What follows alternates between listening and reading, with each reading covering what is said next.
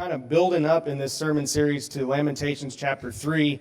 This series is called Crying Out Loud, and I was looking forward to preaching it myself, but about a month ago, a mentor of mine reached out and said, hey, I'm going to be in town and I'd love to preach.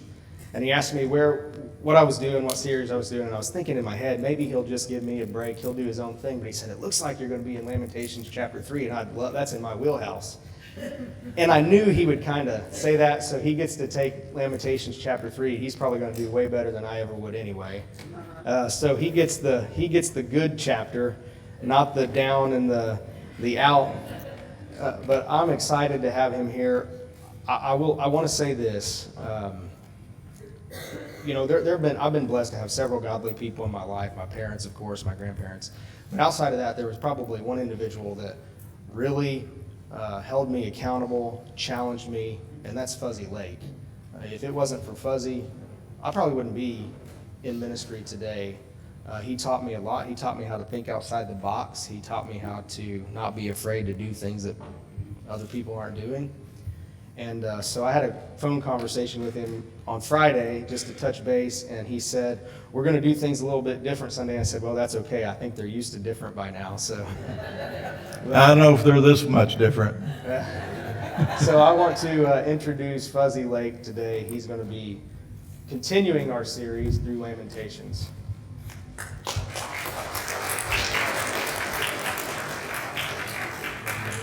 Right.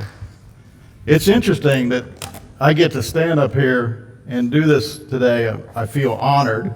One, that it's hard, as I know, pastoring for many years, it's hard for a pastor to give up their pulpit to somebody else, to anybody else. Doesn't matter how good they are. I don't know if anybody knows who Max Lucado is or John Maxwell or somebody like that. When I was preaching, I would probably have a hard time giving up the pulpit for even them.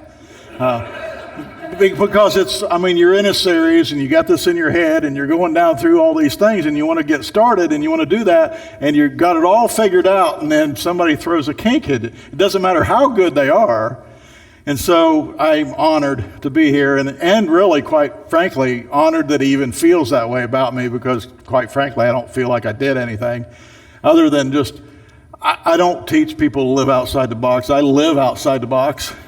And if you want to be around me, you have to be out there with me because I don't play inside the box. If anybody knows me, you know I just don't. The thing that interested me about Lamentations 3 was that when I read I just, for whatever reason, had this thought, why don't you read that backwards and see how it reads? And I know that's crazy. As I said, we're outside the box. Right? He told you already. He warned you already.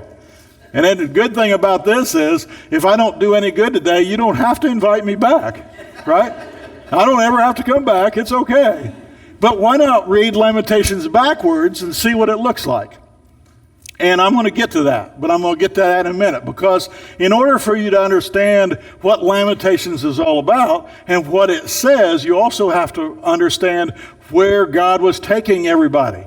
Now, am I right? 66 verses in that chapter, right? 66. Now, the one thing that I can tell you that my dear friend is very humble about is he knows the Bible scholarly lots better than I do. Because quite frankly, I don't care about that scholarly stuff. And I don't say that in a bad or a good way. I'm just not that way. But he could tell you why there's 66 verses. He could tell you why all that stuff. I think the guy just liked to talk a lot. And he got to the third chapter. There's only 5 chapters. There could have been 10, and he could have made those smaller, but he did it. Decided not to. He decided to make that one lot. Now, possibly, next week, he might preach on that Lamentations 3 and go from the first verse through, but I'm not going to do that today. I'm going to go to 66 through 1, and we're going to do that in a little bit. But first, you have to know why you're here and why you need to know why you're here. I believe that there's a certain amount of expectation that has to go along with your relationship with God, your relationship with Jesus Christ. And I can tell you how far back that goes. The very first story of people who had had expectations of what Jesus could do in their life was the story of the lady who had the blood disorder and reached over to just barely could reach over and touch Jesus' cloak. And she was healed. And Jesus even said that, you're healed because you expected to be healed. Right? She knew that all she had to do was touch his cloak and she would be healed. She expected that. Now, I probably would guess that not everybody here walked in the door this morning expecting anything out of this. Some of you may just be expected, well, this is what I'm expected to do, to come every Sunday. This is what I've been doing for 50 years. Well, that's all well and good, but I'd like to change that today and say, why don't you expect something different today? Why don't you expect to be touched today? Why don't you expect the Lord to come down here and smack you in the back of the head and go, really? You've been doing what? You haven't been doing what? Why don't you be expected? Once you've walked out that door, now you can walk out anytime if you don't want to be expected. You can sit there and just not be expected at all. It really won't bother me any. I'm still going to talk whether you're here or whether you're not. But I'd really like for you to be expectant, because this is how that works. Just not too long ago, we were in Israel. Now, everybody here doesn't know everything about me, and I don't have nearly enough time to go into all of that. But you have to know, to fit into the story, you have to know I'm a recovering alcoholic. I've got 38 years in, but it's an everyday battle. And because I'm a recovering alcoholic, I'm somewhat OCD. And I also like to be in charge of most everything around me. Really. And so, you can ask Joyce. My wife Joyce is so enamored with me preaching that she's told me before that we should be part of the Secret Service. And she should have a mic on her wrist and I should have an earwig. And when I got ready to say something stupid, she could go, abort, abort. And really. And so, but what I know is that I have to be in charge of most everything. So when we got ready to go to Israel, our guide told us that read everything you can about the brochure, read where we're going to go every day, read all that stuff, find out what we're going to do, and we're going to do all that, and that way you'll know.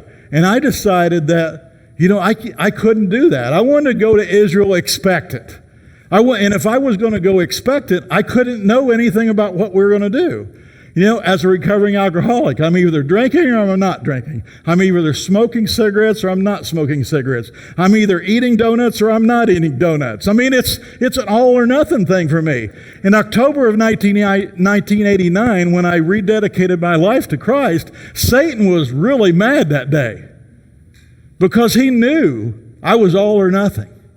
He knew that there was no way that he had me anymore, that when I walked away from that walk to Emmaus that Sunday evening with a rededication in my heart, that I was on fire and there was nobody was going to stop me. Now, some people got upset because I was a little bit overzealous about how much I love Jesus. But, that's the way it goes. Well, I had some friends that weren't my friends anymore because they were not as overzealous about Jesus as I was.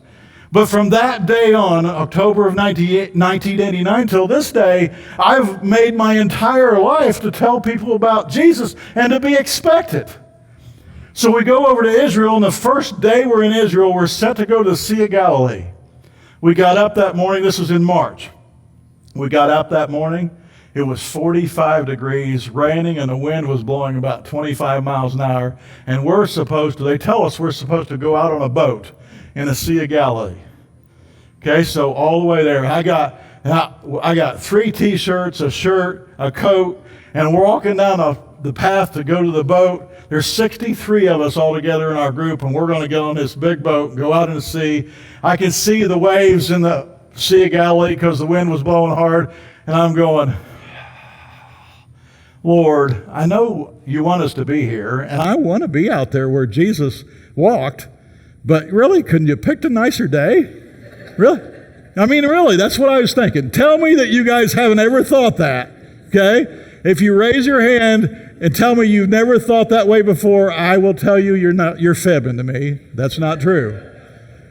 So I walked down that path to go to the boat and get on a boat, and it's still raining, blowing, it's cold. All the plastic chairs on the boat were wet. They were wiping off with a towel. You understand after you wipe a chair off 2 or 3 times with a towel, it gets wet and don't work anymore, right? Yeah, they used the same towel for 63 chairs. Okay? So we sit down in a chair, and we get out on Sea of Galilee, and we were out there about 10 minutes. They're playing some music. They played Lee Greenwood's God Bless America, God Bless the USA. They played some praise music like you guys did this morning. And the clouds parted. The rain stopped. The wind stopped blowing. The sun came out. I got up. I turned around and walked to the back of the boat where there wasn't a canopy over us, and I held my hand in the air. And I felt Jesus. I'd felt God like I'd never felt him in 30 years. Because I went expecting.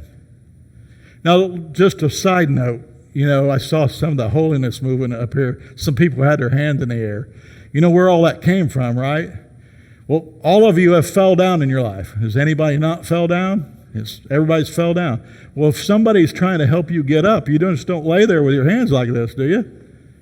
You say, no, I'm just going to lay here. I don't need you to help me. If they're standing there with their hand down, what do? Yeah, you reach up. It's a glorious thing, isn't it? If we've all been down, some of you are down today. Some of you have been down for some time. Some of you are wondering why you're even here. And you're down, and you don't understand what's going on, and he's reaching down to grab your hand, and what are you doing? I raised my hand in the air. Raised my hand in the air, and he touched me. He touched me so much. Joyce walked back to me, put her arm around me, and then our guide walked back to me, and he said something to me that he should have known better. He said, "How are you feeling?" I couldn't tell him how I was. I was crying. Tears were running down my face, and I was feeling the Lord touch me like I hadn't felt in 30 years. And he asked me how I felt. I couldn't tell him. Because I went expecting anything and everything. And that's why I believe that we all should be that way every day. I've told people for years that and I posted that this morning on my Thoughts of the Day on Facebook, is if you get up on the wrong side of the bed, you should go home this afternoon and turn that bed around and shove it against the wall. Because getting up on the wrong side of the bed is nobody's fault but yours. Now, we can't change what people do in our lives to us, and we can't change what has happened to us in our lives. But one of the things my sponsor said to me one time, he said, all those people that have hurt you, they're pouring that alcohol down your throat now. And he was right. I was doing that. I was the person that was doing that. And so I try to be expectant every day. I have to tell you also that there's somebody really, really important that all of you would know who I was talking to if I mentioned his name. He started preaching in 1954, and he preached what he called at the time crusades. We found out after a short period of time when he started to go overseas that crusades wasn't a good word to use in Europe, because the Crusades were bad things. So he changed it to camp meetings and revivals and other things. Now, I thought this was fitting for today because some of you have, I'm sure, have heard the news that Ukraine's in a war against Russia, right? I mean, everybody, I would think, unless you're underneath a rock, you know about that. So Billy Graham planned a revival for Russia in 1974. And they went there. And 625,000 people showed up to that revival. 410,000 people that morning went to the altar at the very end. 410,000. Let me tell you why that is. Now, I know Billy Graham's one of the best evangelists that ever walked the face of the earth. I would bet anybody would agree with me about that. But let me tell you why 390,000 people out of that 410,000 people went to the altar that morning. Because they went expecting. They all knew when they went to hear Billy Graham what he was going to tell them. You guys know, you guys that come here on a regular basis, you know exactly what Sean's going to tell you. He's going to read from the Bible. He's going to tell you biblical truth. He's going to not hold back. He's going to tell you what you maybe don't want to hear, and he's going to hold your feet to the fire, hold you accountable, and then you're going to be blessed. I know that because I've heard him. I've watched him. I know that that's what he does. Those people came expecting to that revival. They expected to be touched by Jesus. They expected to be touched by the Lord. So you can imagine with me 400,000 people getting ready to go to the altar that day. All of them sitting there going, they're squirming in their seats going, I wonder when he's going to give the altar call. I wonder when he's going to get done talking so I can go down front. I wonder how soon he's going to do it so I can do it. They came expecting a miracle in their lives. I believe that in many ways that we don't expect a miracle enough. 2 years ago, we were at my mom's house. Many of you may know her, Betty Lake. We were at her house. I was here doing a wedding. We just got to spend some time with her. She asked me before we left if I would pray for her that she wouldn't have to go to a nursing home and she wouldn't have to leave her house until she was gone, until she was dead. I said, Mom, I can't pray for that. I can't pray that you won't go in a nursing home. She said, but you can pray, and I know when you pray, God answers prayers. You hear expecting? Hear expecting? So before Joyce and I left, I prayed that my mama wouldn't have to go in a nursing home and that she wouldn't have to leave her house before she died. 10 days later, a neighbor found her in the yard, dropped over dead.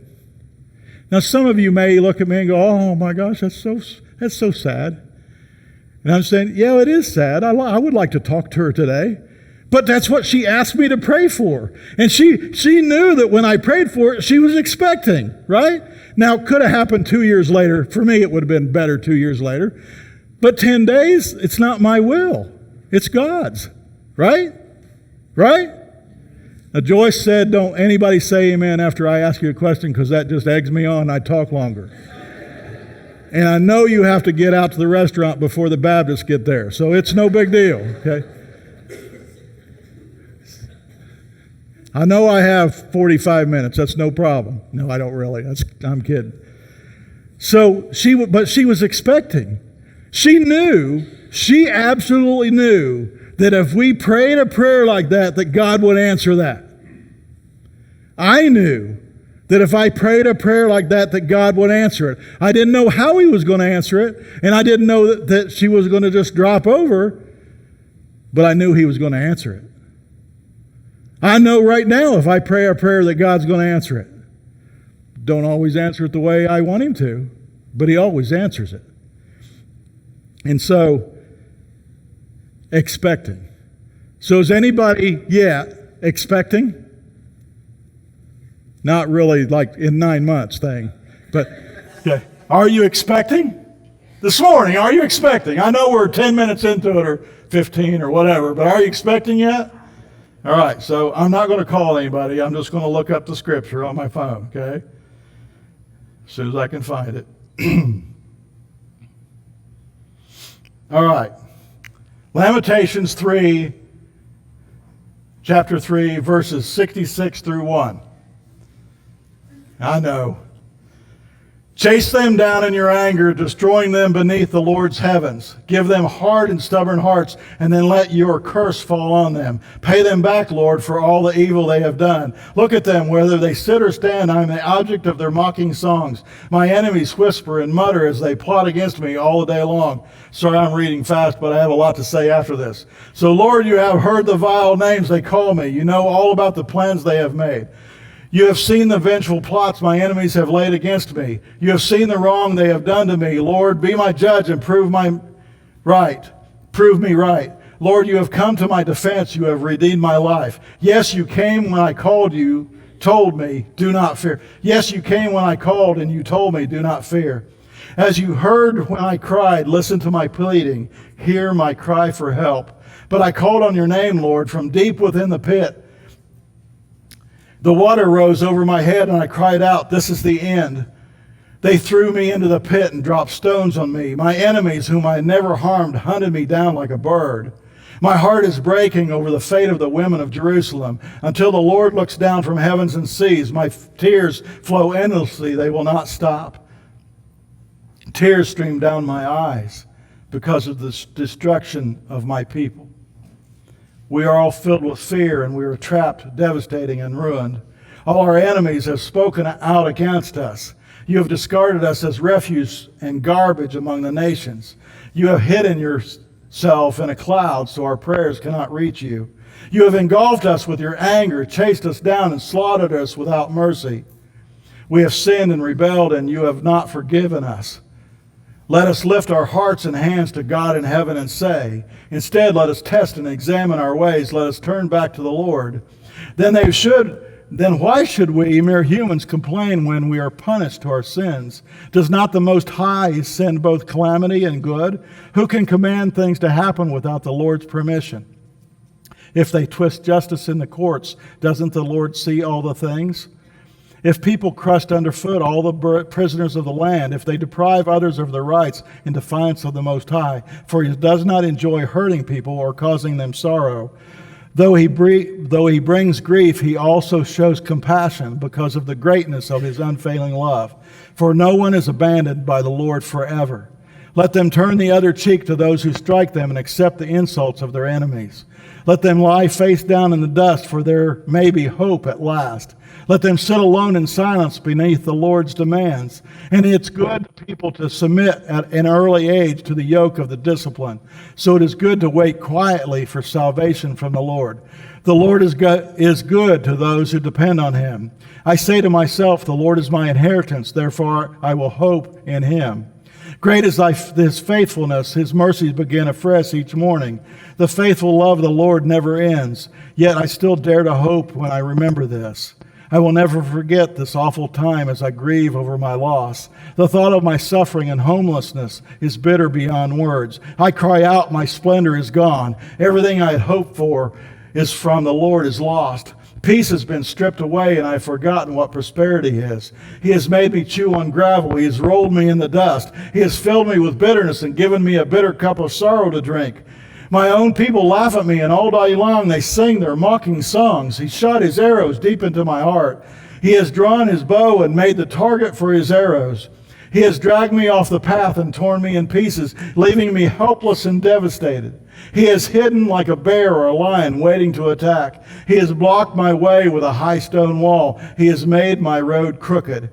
And though I cry and shout out, he has shut out my prayers. He has walled me in and I cannot escape. He has bound me in heavy chains. He has buried me in a dark place like those long dead. He has besieged and surrounded me with anguish and distress. He has made my skin and flesh grow old. He has broken my bones. He has turned his hand against me again and again all day long. He has led me into darkness, shutting out all light. I am the one who has seen the afflictions that come from the rod of the Lord's anger. Verse 1, I am the one who have seen the afflictions that come from the rod of the Lord's anger. And I am the one who have seen the afflictions of the rod that came from the Lord's anger.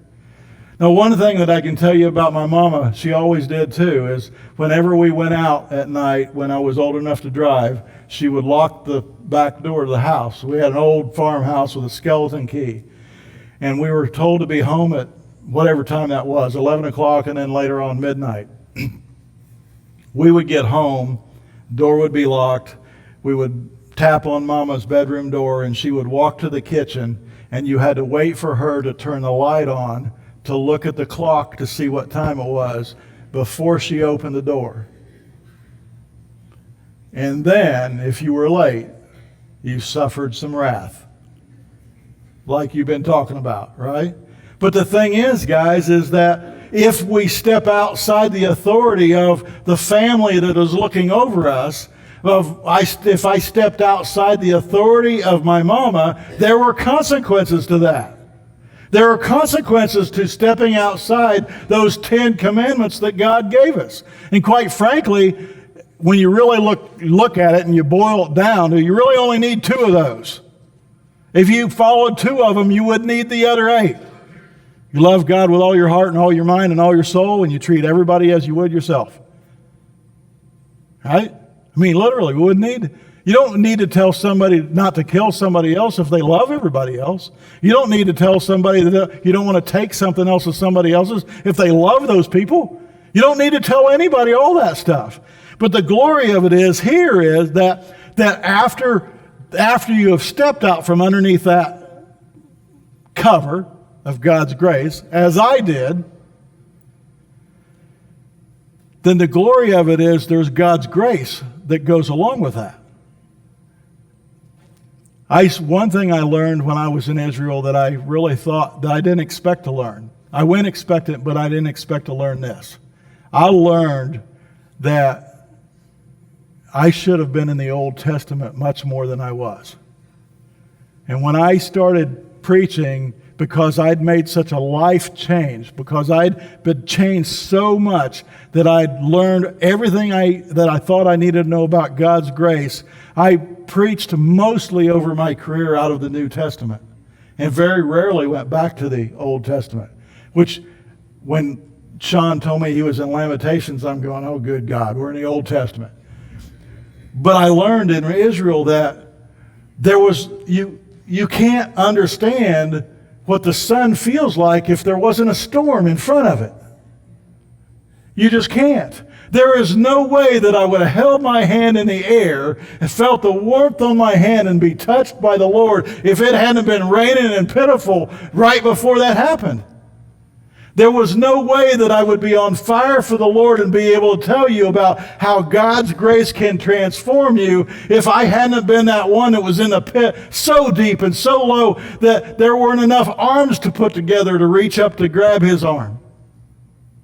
There's no way I could explain all that to you if I hadn't been there before. There's no way that I would understand that if I hadn't been there before. There's no way that any of you can understand that. I know when you're in the middle of it, you're going, oh, I just don't understand how he could put one more thing on top of me. I've been working the last 4.5 years as a hospice chaplain in a hospice house, 36-bed facility. And several years ago, about 3 years ago actually, this lady came in and she was on her way out. She knew she was terminal and she was very talkative and she knew everything that was going on. And we had a conversation and she said, now I know the Lord told us in Scripture that he would never give us more than we could bear. But apparently he thinks my shoulders are a lot bigger than I think they are. I think that's true for many of us. I think we get so weighted down that we forget to be expectant, that we forget what there is on the other side. Because there is something on the other side. I am walking, living proof of that. Now, last August, I got COVID really bad, kind of like Sean, I suppose, and I don't know how anybody can compare anybody else with COVID because it's so far across the spectrum. And I'm not going to talk about anything political this morning at all, just me, myself. Why I had COVID, laying in bed, gasping for air, I can tell you that I was never once scared of dying. I was scared of when I was going to get my next breath and where it was going to come from because I literally didn't know. But I was not scared of dying. You know why that is? Because I'm expecting. You know, when I walk in there, the first thing I'm going to do, I'm going to give Jesus a big hug. And then I'm going to look over my shoulder, and I'm going to see Mama standing there, a big smile on her face and her arms out, my brother Dennis standing there, and all the other people that went before me waiting to hug me. I'm expectant. I know I know I'm not going to live forever. I'm pretty positive that everybody else in here should know that also. None of us are getting out of this world alive unless the rapture happens, and then they're you be by yourself, I suppose, if you don't know Jesus. But this is what I want to tell you about how all that fits together today. I know if you read Lamentations 3, that many of you have felt exactly like that. Whether you read it forwards or whether you read it backwards, it doesn't matter. You felt like that if you don't feel like that today. Many of you may feel like that today. And the glory of it is that God can change that for you. God can make that, He can make you a new person. All you have to do is be expectant and ask Him. So I don't know what you usually do here at the end. And I'm going to tell you a little short story, and then I'm just going to turn it over to Sean, because I believe that there's somebody in here that really truly needs extra prayer, but I want to spend a lot more time. They told a joke one time what the clock meant in the back of the church for a pastor. It really doesn't mean anything. Well, I looked at the clock, and I do notice that I'm probably over a little bit. I was in a little church down in Marengo, Indiana, many years ago. I went there to do a youth revival, and I was supposed to speak on Friday night, be there all day Saturday, and then be there Sunday morning to preach at the church. Friday night, it rained horribly. It thundered, lightning. It was a complete bust. Nobody showed up. Saturday rained most of the day, and about 20 of the 125 kids that were supposed to be there showed up. And quite frankly, I didn't give them my best. I was upset at the weather, and I was upset at everything else going on, and I did not give them everything I should have gave them that day, the 20 that were there. And Sunday morning, Saturday night, I was convicted of that. So Sunday morning, I go in to preach, and I did exactly what I did this morning. Every time I went somewhere to preach, even in my own church, I laid my hands on every pew, and I prayed for every pew before people got there. I did that this morning. Those of you who were here saw me walking through the sanctuary touching the pews. And you know you don't have to have your eyes closed, right, to pray? Please don't close your eyes while you're driving and praying. So I was praying. I prayed for every pew in this place. I did that morning in Marengo.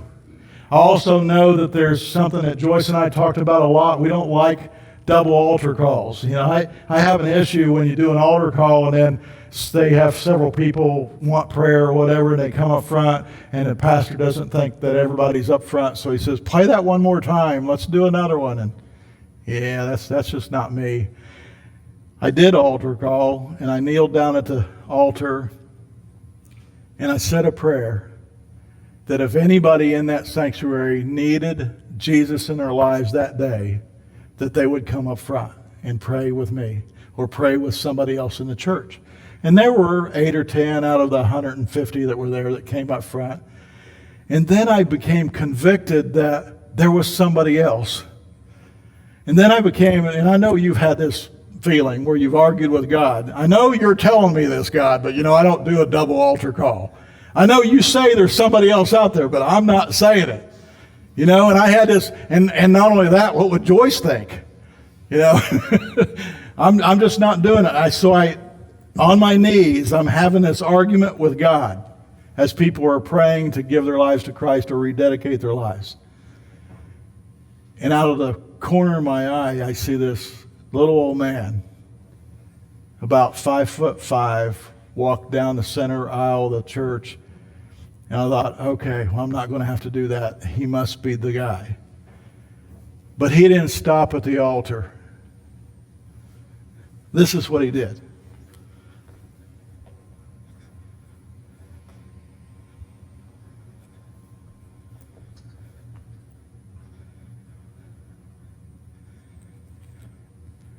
I've been coming to this church for a very long time, and I've never stood in front of this pulpit. But the Lord has told me that there's somebody else out there that needs to come forward.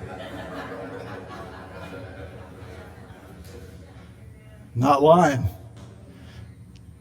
And an entire family of 4, mom, dad, son, and daughter, came to the altar, and they told me that they hadn't been in church in a very long time, and they felt like they needed to come that morning expecting a miracle. And I was having an argument with God about not letting that miracle happen. And I don't even remember this guy's name, but man, he was good. He could have done the whole sermon. I mean, in less than 2 minutes, he had more people at the altar than I did, you know. But the truth is, as we get ready to go into our, I guess you have a last song, right? I would assume that Sean would be up here to pray with people. I don't know how you do that here. I noticed, like said, the whole hand in the air. He had a couple of it. You know, I grew up in the United Methodist Church, and we didn't put our hand in the air. You know why? Because we just didn't do that. And when I got out into the holiness movement, I was watching people do that, and for a little while I was like,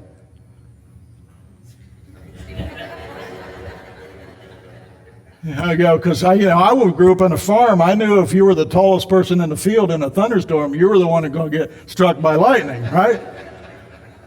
So I was like, if you feel the Spirit touch your heart, you get your hand in the air and you reach for Him, because He's going to touch you, I promise you. And then if you don't reach for Him, He's still going to grab you. It don't matter. So as we get ready, I don't know, do you want to say a prayer before our song? And we'll invite you. I don't know how you end, so I'm like, I'm done.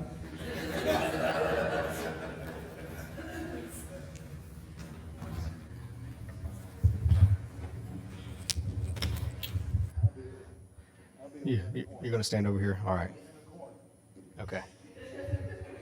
Shannon's mic.